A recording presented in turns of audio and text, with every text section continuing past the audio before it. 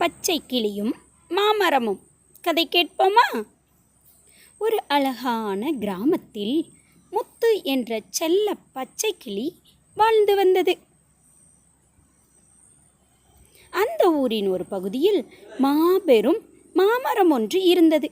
அந்த மாமரம் அங்கு வாழ்ந்த பறவைகளுக்கெல்லாம் உறைவிடமாகவும் சுவையான மாம்பழங்களை வழங்கும் அன்பான தாத்தாவாகவும் திகழ்ந்தது. ஒருமுறை அந்த பகுதியில் கடுமையான கோடை காலம் வந்தது. மழையே பெய்யாததால் அங்கிருந்த அனைத்து செடி கொடிகளும் வாடத் தொடங்கின. மாமரத்தின் இலைகளும் உதிரத் தொடங்கின. அதுவரை சுவையான மாம்பழங்களை தந்த மாமரம் நீர் இல்லாமல் மெல்ல மெல்ல வறண்டு போனது. சுற்றியிருந்த மற்ற பறவைகள் எல்லாம் நிழலும் தண்ணீரும் தேடி வேறு இடங்களுக்கு பறந்து செல்ல முடிவெடுத்தன. அவைகள் முத்துவிடம், இந்த மாமரம் வாடிவிட்டது, இனி இதனால் நமக்கு எந்த பயனும் இல்லை, வா வேறு இடத்துக்கு போய்விடலாம் என்று கூப்பிட்டன. ஆனால் முத்து மறுத்துவிட்டது.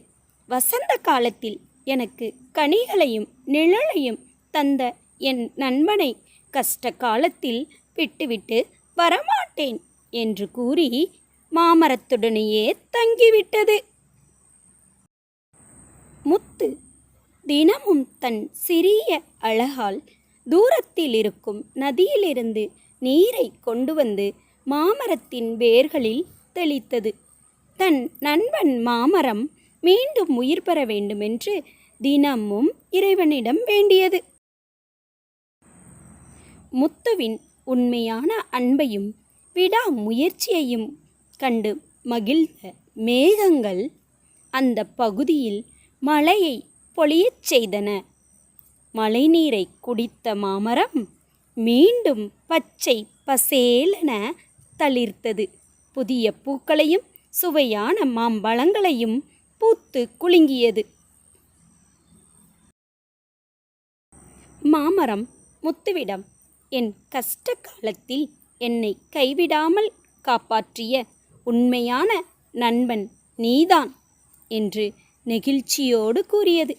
அன்று முதல் பச்சை கிளியும் மாமரமும் எப்போதும் போல மகிழ்ச்சியாக இணைந்து வாழ்ந்தன. இக்கதையிலிருந்து நாம் கற்றுக்கொள்ள வேண்டிய கதையின் நீதி என்னவென்றால், உண்மையான நட்பு என்பது இன்பமான காலத்தில் மட்டுமல்ல, கஷ்டமான காலத்திலும் உறுதுணையாக நிற்பதே ஆகும். ஆபத்தில் உதவுபவனே உண்மையான நண்பன். குழந்தைகளே, நீங்களும் இந்த பச்சை கிளியை போல தான் உங்களோட நண்பனோட ஆபத்து காலத்திலும் அவங்க கூடவே இருந்து அன்போடு அவங்கள பார்த்து கொள்ளணும். சரியா? நீங்கள் எல்லாரும் உண்மையான நண்பர்களா அன்போடு வாழ்வதற்கு என்னோட வாழ்த்துக்கள்.